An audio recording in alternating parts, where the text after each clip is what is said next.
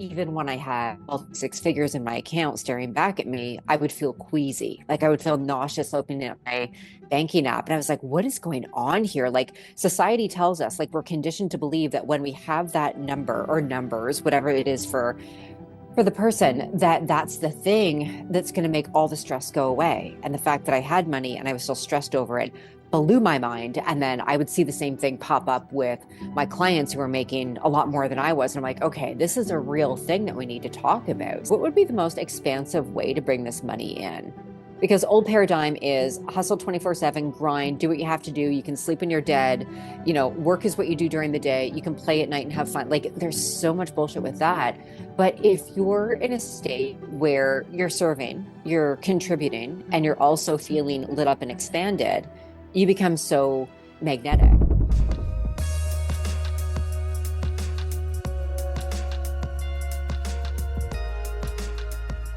Beautiful soul, welcome back to the Abundance Club podcast. What an episode I have for you today. I have had the absolute delight of sitting down with the amazing Kelly Dawn, who is a psychic business coach. And this is such a powerful conversation that I know you're going to love because we are diving into money, money, money. We talk about receiving and the hidden patterns that are quietly keeping you circling around those same income ceilings and how to finally break through that, what it takes to expand your capacity to receive and to hold more wealth. Kelly is an absolute powerhouse and she has this most incredible energy. She is the author of the brilliantly titled book, Stop Being Money's Little Bitch, and the host of the Money Mystic podcast. She helps spiritual entrepreneurs transform their relationship with money so that they can expand wealth and receive in a way that feels good, that is in alignment with their soul, that feels aligned. So in this conversation, Kelly actually shares some really practical and beautiful ways that you can help uncover your own money blocks and unconscious limitations and strengthen your intuition and stop giving your power away to the numbers in your bank account. I feel like this conversation is so needed. It will shift you out of this old paradigm way of relating to money and hard work that so many of us just keep unconsciously doing CPR on, right? And finally invite you into a new way of creating and receiving that feels expansive and that feels exciting. So before we dive in, I would love it if you could do me a favor and hit the subscribe or follow button on whatever platform that you are listening to this podcast on, even the bell for notifications so you don't miss an episode. And if you are receiving something valuable from this podcast, I would be so deeply, deeply grateful if you would leave a 5-star review or rating on Apple Podcasts or Spotify. It really does not only mean so much to me, but it supports the growth of this podcast more than you could ever imagine. And it helps reach more people around the world who may need to hear these conversations. So without further ado, let's go ahead and dive in. Okay, beautiful Kelly. Welcome to the Abundance Club. Lovely to have you here. I am so happy to be here. Thanks for having me on. This is I always love these conversations in particular. They seem to be the one that my audience loves, like anything around money and this relationship with money. It's no surprise, right? Everyone wants to know how they can bring in more wealth. And I just feel like, having money in the hands of people with good hearts and inspiring visions is such a worthy pursuit. So to begin with, I guess, like, how did you come into this work as a psychic business coach? And I guess I'd love to hear, like, what do you feel is the conversation we really need to be having right now about money? Like, what you're seeing showing up in your world, what you're feeling is on your heart that you want to really speak to. Yeah, so I got into this kind of accidentally. I started coaching years ago, going back to 2015, 2016. I got into coaching after going through some major personal changes. And then I started a cleaning business. And that's when I really dove into personal development and coaching, manifestation, all of that good stuff. But throughout the earlier years of my business, I was working with entrepreneurs, like women in business all the time. And it was always money was the thing that I tended to help them manifest the most, even though I didn't start off as a business coach. That was just the area where they were starting to see like a lot of great results. And so I focused in on manifesting money, helping clients manifest money. And then things shifted a little bit where I still do that. But the thing that I love to talk about the most is taking your power back from money. Because as a psychic, I've worked with people at all different levels in business. And I've worked with people who are making multi six figures a month and they still feel broke and they still feel anxious and stressed with money. And then in my own journey as well, I had that experience where I thought that a certain dollar amount was the thing that was going to help me feel safe, secure, and abundant. And then I had it and I felt amazing for a hot second. And then shortly after, all the stress came back. And instead of it being the, oh my God, am I going to have enough? It was, oh no, what if I mess this up? What if I lose it all? And so I just got really, really good at being neutral with money and being able to open up my bank account because there was a time where even when I had all six figures in my account staring back at me, I would feel queasy. Like I would feel nauseous opening up my banking app. And I was like, what is going on here? Like society tells us, like we're conditioned to believe that when we have that number or numbers, whatever it is for the person, that that's the thing that's going to make all the stress go away. And the fact that I had money and I was still stressed over it blew my mind. And then I would see the same thing pop up with my clients who were making a lot more than I was. And I'm like, okay, this is a real Mm. thing that we need to talk about. So I feel that conversation is really, really important to have. Yeah, yeah. It's so interesting, isn't it? Because we can meet ourselves in different levels of the spectrum, right? Like having that money come in. I remember manifesting a really big business sale and having that money come in, and then the next day I felt the fear of, oh gosh, what if it goes? Right? Yeah. So we Yeah. think that it's having the thing. Like a lot of people will say, I would love to manifest $1 million in my business, whatever it is. We think that it's the thing. But then we have to ask ourselves the question, like, am I ready? Like, am I the version of me that can hold that? So let's go a little bit deeper then. What's beneath that? What do you feel? Where do you feel people are unconsciously giving their power away to money? And you spoke about having this neutrality, and how can we begin to find a place within us of neutrality? Because I feel like for a lot of people, they're so far from that, whether it's like opening up their bank account or an unexpected bill coming in or having to transact with money that can feel really triggering and unsafe. How do we start to move towards finding more of a neutral relationship with money? Yeah. So to answer your first question, I think like one of the biggest things I've experienced and seen is that we look to money for validation and to tell us that we're okay. And we let money tell us who we get to be that day. And especially for people in business, this is something I see all the time. If you're having a great week in your business or a great month in your business, you're on cloud nine, you're showing up really powerfully, like you feel really solid and secure. And then you have a dip in sales, and it's all of a sudden you don't want to show up online. You don't want to serve because you have like all these feelings coming up around not being good enough. And everything is being determined by a number on a screen. Mm. And to get to a place where we are feeling more neutral, there's two things that are coming to mind right now that I always recommend. Number one is taking a moment to put your hand on your heart and take a deep breath and just say to yourself aloud, if possible, if not internally, right now in this moment, I'm safe and I'm okay. Because it doesn't matter if you have negative $130 in your account or 4 million in your account. If you can just open up your banking app on your laptop, on your phone, and look at that number and just say, right now in this moment, I'm safe and I'm okay. It doesn't matter if a payment comes out tomorrow, right now, you're okay. And Mm. it's practicing that feeling of enoughness and that feeling of okayness in the body. Because we can chant the affirmation, I'm okay, I'm abundant, I'm okay. It's not going to do a damn thing. But when you kind of, it's like working a muscle. When you practice feeling safety in your body without money giving you permission to do that, and you just notice what that feels like even if you can only hold it for 10 seconds, notice what it feels like. And then you can come back to that. And I had an experience where it was like I was blissed out. I had 21 cents in my bank account because I played this really fun game where I would just make money and spend it to prove to myself that I could just keep making it instead of relying on a number like to cushion me. And I went through like the whole emotional roller coaster ride until I was able to stay solid and neutral and not freak out when the numbers in my bank account would completely freak out an older version of me. And I was in the driveway with the dog that I had at the time. He's passed on now. And I remember thinking, I have 21 cents in my bank account, and I'm standing here and I was so present and so peaceful. And I was like, if I could bottle up this feeling and give it to other people, it would change the world to know that they don't need a number to tell them that it's okay to be present. It's okay to be grateful. It's okay to feel joy and happy. Because again, we tie everything to that number.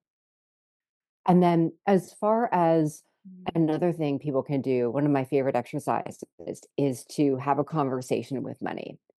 And for this one, you'll want to take maybe 15, 20 minutes where you can be alone, undisturbed, and just sit down at your kitchen table, your living room, wherever you would normally have guests over. And then imagine money taken in a physical form. And whatever form comes to mind is going to be the best one for you. It could be a person, an animal, it could be a flower, butterfly, doesn't matter.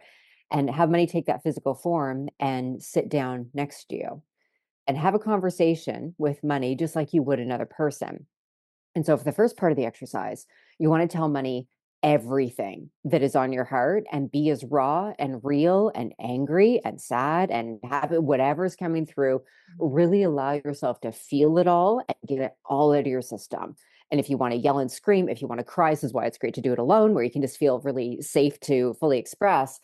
And then have money do the same thing back and just listen to what money tells you. Mm. And for this, I always recommend people have some tissues handy because 99% of people I give this exercise to bawl when they hear back from money and what money would really like them to be like in that relationship. So just like a relationship with another person, just have that heart to heart and get everything out. And then you can have your journal handy or take some like voice notes on your phone and go back and reflect on things because it's going to show you exactly where you're out of alignment and where that relationship can shift. So it's going to become a lot healthier. It's so beautiful, like we don't often think about money being something that we are in relationship with. We pedestal it as something that's separate from ourselves, right? So the feeling that I got there when you said about having that conversation with money is bringing it more onto that neutral ground, and it's almost as if money doesn't want to be pedestal, right? Like money requires. Right. So what do you feel happens when people receive that information? Like, what are some of the things that come in from money that you feel people really need to hear, and that maybe unlocks things for people? So the most interesting thing is it's really about our relationship with ourselves and not money because there's no real separation. And if you're feeling, money, you're really inconsistent, you're not supporting me, or why are you here sometimes and gone the next when I really need you? And you can turn that around and say, well, where have I abandoned myself? Where am I not supporting myself? Where am I inconsistent with myself and my boundaries? And you can go so deep with this and really get a better understanding of what's happening with that dynamic with money and with yourself. And then even small changes that you can make, like setting a date to have with money where you're looking at your numbers, you're tracking, or you're going a day where you don't look at your numbers because for some people they're so stressed out over money, but they're paying so much attention to it. And so I recommend going on a call it like a money fast where you go 24 hours where you can spend money, but just don't look at your accounts. If you're the type of person who's compulsively checking your bank accounts or your Stripe account, go 24 hours without it. Notice the stories that come up about what it means when you're not having that. Because it's almost like um, what's the word I'm looking for? It's kind of like having, like reaching for a drink, reaching for a cigarette. Like it's that comfort that Yeah, we're that getting yeah, or that kind of from checking the dopamine as numbers. well, right? Yeah, Yeah. yeah. Yeah. So you can just really play around with the different things that come up and explore what's beneath the surface because it's never really about the money. It's always about the stories we're telling ourselves and what we're making it mean if we have more, if we don't have more. Like one of the most eye-opening things that's come up in client conversations I've had over the years is women blocking themselves from making more money. And when we do a reading, when we go deep into the coaching, it's like, well, if I had the money, I know I'd leave my husband. It's Yeah, like, oh, that's the thing that we need to look. yeah, It has nothing to do with money. It's this thing we can use money as a great avoidance tool. So as yeah, long as we're chasing a money goal, as long as we're stressed, as long as we're in chaos with money, we don't need to deal with this mess over here that we feel is something that we can avoid for now. yeah. So I guess, what I'm hearing from you is when we can deepen that relationship, like it's a real invitation back into ourselves and Yeah. deepen that relationship with like what actually needs to be attended to here that I'm Hmm. not attending to because I'm so focused on putting my energy out there in money, right? So talk to us about some ways that we can really reclaim our power. So obviously having that conversation and then finding that place of neutrality. I think those tips are so great. And I've been practicing that myself as well. Like even just like having a client book in, it's like, yeah, of course, great, right? Like just feeling Yeah. not that it's like this emotional high of like, oh my God, that's great. And then we're going to feel the crash of like, when's the next one coming in? It's just like, yeah, that's normal. That's normal. That's safe. That's beautiful.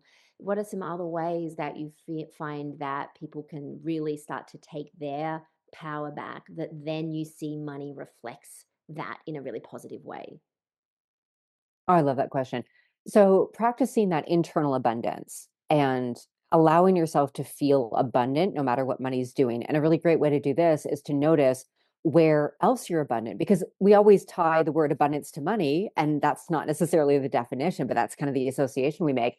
And so you can be like, I'm looking at my kitchen window from where I'm sitting here, and I'm seeing an abundance of leaves on the trees. Like I live in the forest. So I'm seeing an abundance of leaves. And at night, there's an abundance of stars in the sky. If you live near a beach, there's an abundance of sand. And so just noticing how nature gives us so many different examples of abundance in our 3D reality.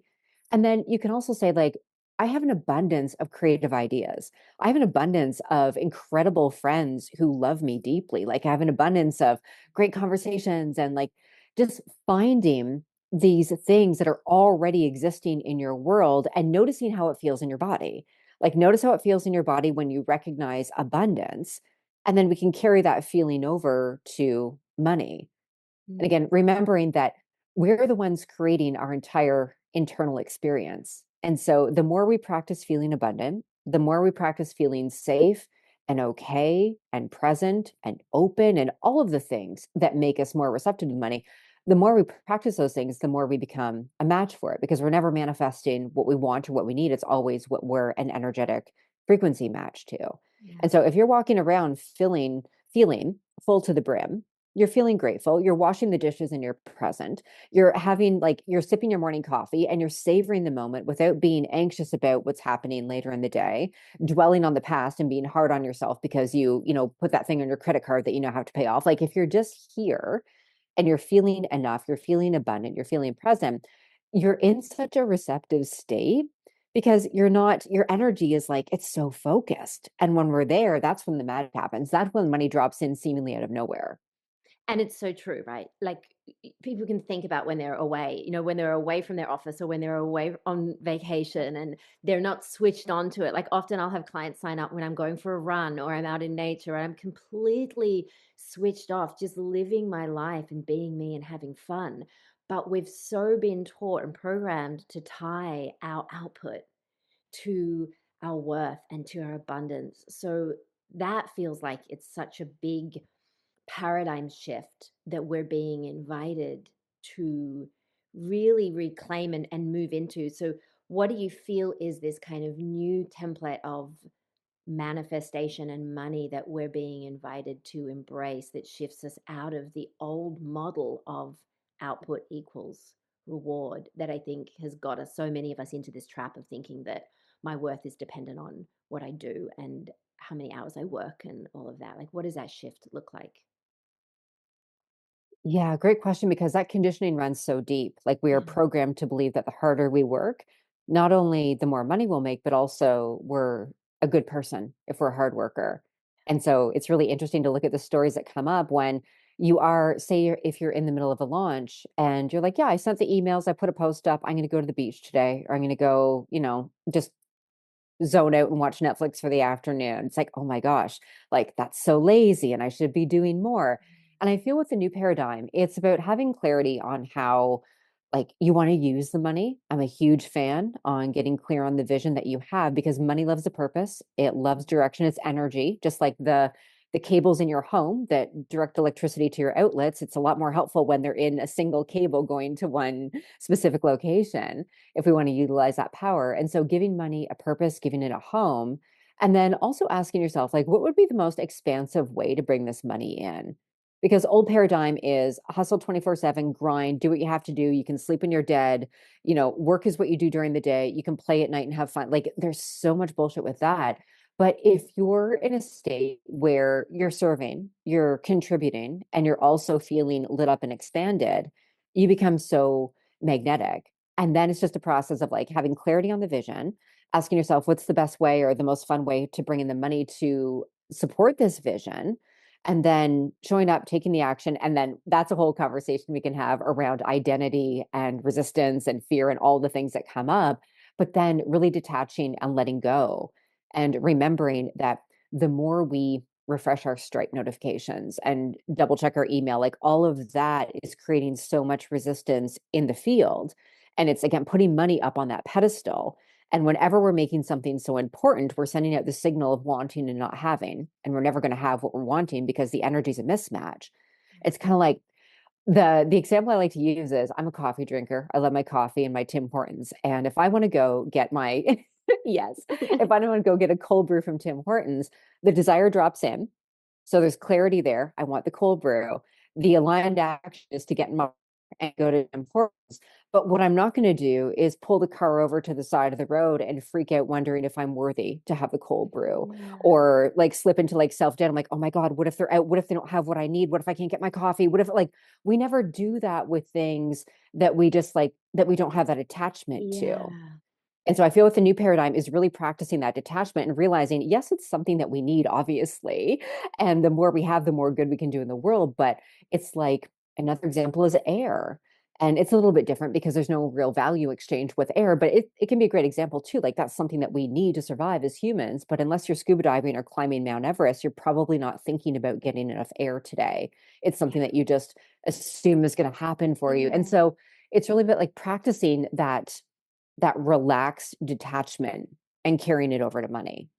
I love that. I love that. And you're a psychic, and I think that also so many women, I'm going to say women and men, like particularly a lot in my audience, are wanting to deepen that channel in the relationship with the divine. And I believe also this is a big part of the new paradigm. And what you said was about having that impulse to go and get a coffee, and then you took the action to do that, and you didn't have a lot of this gap in between. And I was hearing someone speak about the space in between the impulse, or you could say that the message or the nudge or the intuition to do something, and then the actual action is where we become this slave to the fear, right? And I think that that's what Yes. holds Yes. so many people back, is that we know, like, we do have access to this. We get the impulse, we get the creative idea, and then we just spend so much time negotiating with the doubt and the fear and the worry that's part of our conditioning, because we've been so used to listening to that, right? And obeying that and letting that Yep. be the leader, rather than our soul being the leader of our life. So let's go into this conversation then about how can we start to close that gap where we're not letting fear take over, and we're actually becoming more attuned to what is for us, kind of like with the money coming in, like letting that divine inspiration come in, and then finding the courage to take that action, to move in that direction without letting fear kind of, take us by hostage. I would say start practicing with smaller things and build up that muscle. Like start paying attention to when your intuition says, let's go to the store like on this route instead of the normal one that we take. Let's try this coffee shop instead of the regular one that we go to. And because we're creatures of habit and those patterns really lock us into an identity. And when you start practicing listening to your intuition over what to have for dinner, what coffee shop to go to, like the smaller things, you get the habit of firstly hearing that voice and following it with things that you don't have a lot of resistance around. And then as you get these other ideas drop in, whether that's for something to do with a money making activity, a really huge one for me was selling my, or not selling, I lived in the city for over 25 years. And one day I got the nudge to move to the woods in another province. And I bought a house that I had never seen in person, but every cell in my being knew like this is the best move for you to make. And a big thing here is that people think that fear isn't going to be present if it's an aligned move, and fear totally is. So when we're feeling that fear, it doesn't mean no, But there's a very big difference between knowing it's an intuitive yes and feeling some fear and being caught up in fear and getting distracted and taken off course. Like when an intuitive yes and there's some fear coming up, the yes is going to feel clean, it's going to feel clear, and you're going to have that knowing in your body, and people are going to feel it in different ways. Whereas fear itself is going to take you into a lot of stories, and that's where we get trapped in the logical. And I was in that place for a very long time. I worked at the family business for over 16, it's about 16 years. And I knew I didn't want to be there after like 6 months. Like it was like years and years of feeling terrified to leave, even though intuitively I knew that I was meant to do something different because I didn't have a clear path before me. I didn't know the how. I stayed. And then I would go through different time periods where I'm like, I'm going to go back to school or I'm going to do this and I'm going to get out of here. I'm going to go, out into the world and do something different. And I would get sucked back in because of fear. And then finally, it was like, I need to leave here because as long as I'm this comfortable, I'm never going to get out. So I went and I got a job at a coffee shop and at Tim Hortons of all places. My manager thought I was absolutely crazy. He's like, "What are you doing? Like, are you mentally okay?" And I'm like, "No, really. Like, I need to get out of here." But I've just practiced so often over the years. Really, that was such a big turning point was leaving that job. Just practicing, following the intuition, following the nudges, feeling the fear, and taking the action anyway. Because when we get that vision for something new, for that new desired reality, we have to remember that that vision is coming to us because that reality is available for us. Yeah. And we're not given that by accident. And so, yes, fear is going to show up, but when you let the desire pull you, the fear, like it can still be there along for the ride, but the desire is really the fuel that is moving you into the vision and it's going to help you take that action, even when it doesn't make logical sense, which when you're really being led by a vision, logic plays such a small role in things because you're being led by soul. But really starting off with smaller things, I feel, where you don't have a lot of resistance is a great way to build that muscle. And then over time, you're making bigger moves. And then you get to this place where you're like, I can do anything. Like I'm the one in charge of this experience. And if I have the desire, that means it's available and I get to choose it. And Yeah. of course, there's always the fun inner work that we get to do, the messy, wildly uncomfortable work that goes along with that. The more we practice it, the easier it becomes. So yeah, that would be my advice for that. Yeah, I love that. And I think it's such a great place to start. I think a lot of people as well with their intuition, they're expecting it to be really loud and really obvious and and that's our fear. Like we can hear that really loud from our ego mind that we're used to receiving that. And it's like, no, it's here, but it's quieter. It's always available to you, but we have to start to pay attention to it and allow it to come in. So I think that it's such beautiful advice is just start small and build up to that. Let's talk about the identity piece then for people that are wanting to manifest money and are finding perhaps that they're circling around the same income ceiling, they're circling around these same kind of beliefs or subconscious beliefs that are maybe holding them back.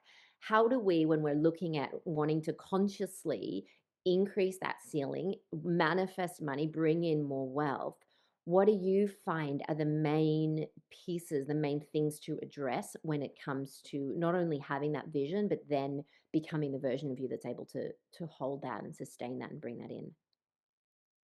Yeah. So, what I recommend is getting clear on that vision for what your next level looks like and getting into like the nitty-gritty details of what you'd be eating for breakfast, how you carry yourself, the conversations that you're having, like getting as detailed as Mm, possible.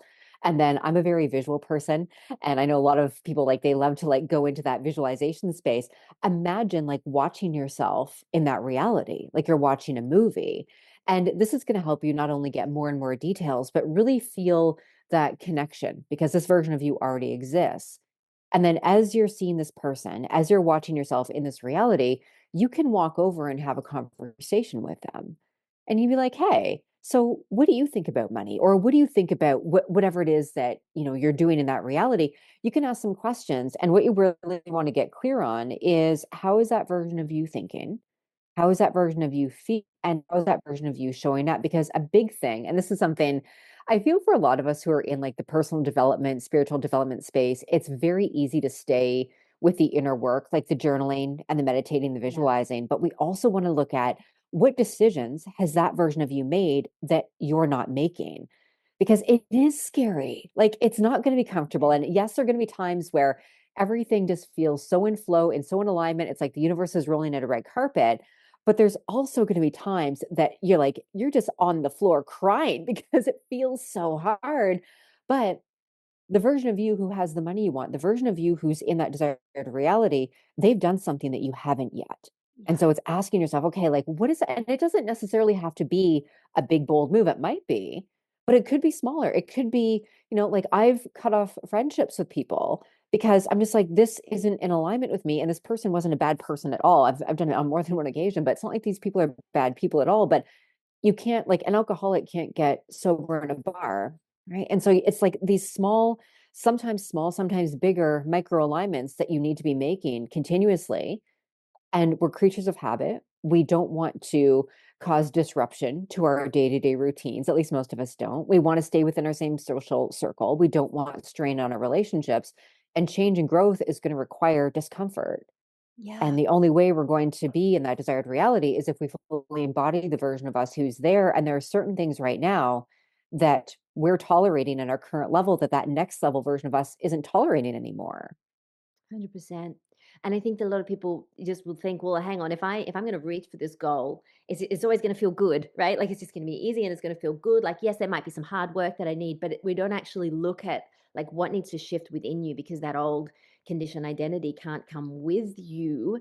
And that's that there's so much of that release and that letting go. We were talking about this in my group program yesterday, and a lot of the women were saying how lonely it can be when you're in that space, maybe in between the identities where you're feeling like, I need to honor who I'm becoming and make those choices that might require me to step out of those spaces and circles that I used to maybe seek validation in that really are not for my highest becoming.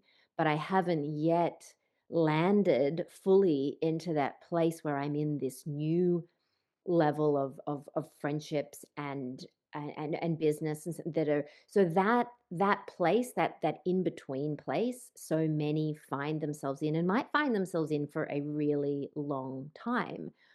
How do you feel that we can start to close the gap? Like what do you think holds people in that kind of void space or that messy in between for longer?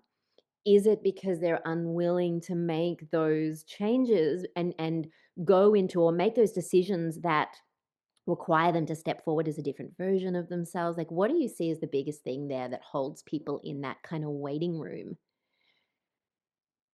Yeah, I would say one of the biggest things is definitely not making decisions from the place of being in your desired reality. Mhm. And then another thing is if you're frantically trying to get out of your current reality and you're trying to manifest from this place of, I need to be somewhere else before I can feel better. That's going to create so much resistance. It's going to keep you in a holding pattern because the version of you in your desired reality, they're not trying to escape where they are anymore. They're Yeah. content. And when we make peace with what's happening and where we currently are, knowing and trusting that it gets to get better. Like it's kind of like you went for dinner and you know that restaurant has the most delicious chocolate cake and you know that's coming after dinner. You don't have to sit there and like spend the entire meal worrying about the chocolate cake. Like, it's coming. It's amazing. It's going to be great. But right now, you can just enjoy the current meal. It's all good. This comes back to what you were saying earlier, and that, money responding to that feel good feeling and the joy and the happiness as well. And that being, when we're in our magnetism so much, right? When we're in that present place of appreciating and being in the joyful receiving of what we have here, right? What's here and now. Speaking of receiving, can we talk a little bit about that? Because you've mentioned that as well in being able to receive and receiving that for yourself. And yet I know that that's a sticking point for so many as well. And yet it does play such a role in creating greater abundance for ourselves. Why do so many people struggle to receive? And where does this show up for people as a money block? Yeah, this shows up big time in feeling like you don't deserve it or that you have to work really, really hard for it. It has to be hard. It has to be full of struggle. Otherwise, it doesn't count. It's like you're cheating the system somehow. And Mhm. so you have to tie in that hard work and struggle and sacrifice to make it okay for you to receive, or you just don't deserve it. A lot of people get caught up in what happened in the past. They have stories about how, they're being punished and that they have to just tough it out, and it's not possible for them to receive easily because, again, worthiness, deserving, commitment to hard work, commitment to chaos. That's another one. We have these unconscious commitments to making things really chaotic where it'll be okay for a while. And then it's like shit hits the fan and it seems like everything's crumbling. It's like, oh, wait, I did that. I created that entire experience because that chaos is more comfortable to my nervous system than the ease and the flow. And so with receiving, what I recommend is practice receiving in other areas because everything's connected. And this is something I see come up for women a lot. Like, how do you receive a compliment? Because what most of us do, if someone says, oh, wow, that's like a beautiful dress you're wearing, we immediately jump to story. Oh, this old thing, or oh my God, I got it on sale, I got it on clearance, or oh, it has pockets. And like, which Yeah. there's nothing wrong with sharing the details, but it's like, why are you uncomfortable? Like, what if you just said thank you? And I know for myself, wildly uncomfortable. Just be like, oh, thank you so much. Yeah. Because we want to fill that space. We want to fill that space. And so practice receiving compliments.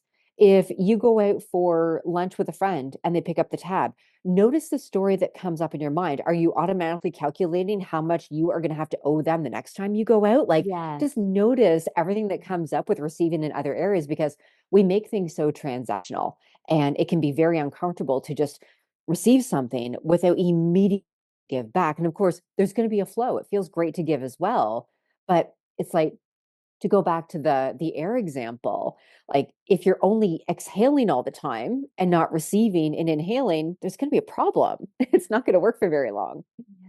And what do you need to receive from yourself as well, right? Like Oh, yeah. Yeah. we're so focused on that out there. We're so good at complimenting other people as well and seeing things in other people. Like what are you actually validating within yourself and offering yourself, offering and receiving, which I think is so important as well. So beautiful. When we talk about kind of the reprogramming, because a lot of this lies in in our blind spots. Like a lot of this is in the unseen, which is why it's so powerful to have someone like you, like a coach that can help illuminate what is maybe hidden in the shadows that needs to be brought to life. And we can continue going on through these spirals without realizing the ways that we are unconsciously holding ourselves back. When we do become aware, so say we work with someone like you or someone like me, like we become aware of some of those patterns, what do you find to be the most powerful way to reprogram the subconscious mind to clear those things and actually allow yourself to become a match for money? Like we've spoken about identity. Alongside that, what do you feel some of the ways that we can start to bring in a new program and kind of clear the cache? Yeah. So that awareness is so powerful in itself because then we can name it. Yeah. Once we have awareness of something, then we can actually shift it. Otherwise, it's just running unconsciously in the background. But when we can see the pattern, we can see what's actually happening beneath the surface and name it, then we can have a conversation with it. And I love to get very visual. I love to like play some interesting games with our patterns. It's like go to that pattern that's keeping you at that just enough level and go and talk to that pattern and give it a name. You can, give it the name Frank, Charlie, Susan, whatever. Like actually give it a name and then say, you know what, thank you so much because you have been doing a fantastic job. You have been doing so well keeping me at just enough. I would love to know why you decided to do that for me. And then you can get a little bit more information. And it's not like we need to spend a lot of time digging around in like the past or anything like that. But when we have information around that, then we can see that this is something that's running that's not me. Like this is a pattern. This isn't who I am as a human being. This is something I learned. This is something I decided to take on to protect me at a certain point in my life. We can have a conversation with a pattern. We can get information from it. And then we can give the pattern a new job. Be like, you know what? You helped me so much staying at the just enough level. I'm going to write a new contract with you. We're going to have a whole new job description for you. And now your job is to move me into overflow. And then you can play with the pattern. And because it can feel really difficult, I find, to just break things off sometimes. Like we want to be in relationships. Like it can feel like it's more of a struggle to break things off. So sometimes that can work. Sometimes a cord cutting is the appropriate route to take. But you can also just give the pattern a new job and just notice when it does pop up when it's old role, be like, oh, hey, you don't do that anymore. That job is now inspired, Mm. this is what we focus on now, and just gently shift into alignment with the reality that you want to be experiencing and the pattern that's going to support that reality. Yeah, I love that, Kelly. I love that.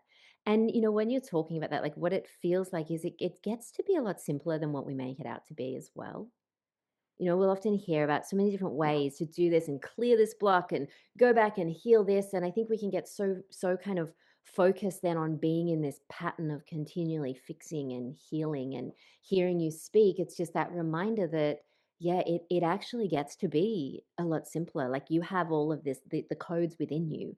There's nothing that you need from outside of you. You can go in and have that dialogue and just install a new truth. And it's so liberating because it's just such a reminder, a refreshing reminder that this can be easier. We don't have to make this hard and complex when it comes to making these shifts and up leveling that relationship. So it's really great.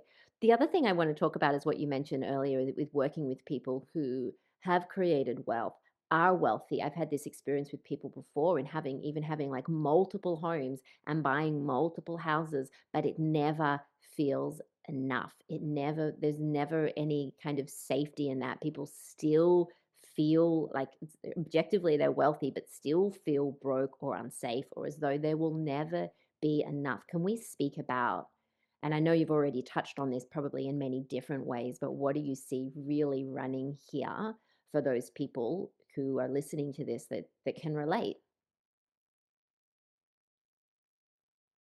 Yeah, you're running from something. And so what you need to do is shine light on that monster under the bed or that monster in the closet. And like, what are you actually afraid to sit with?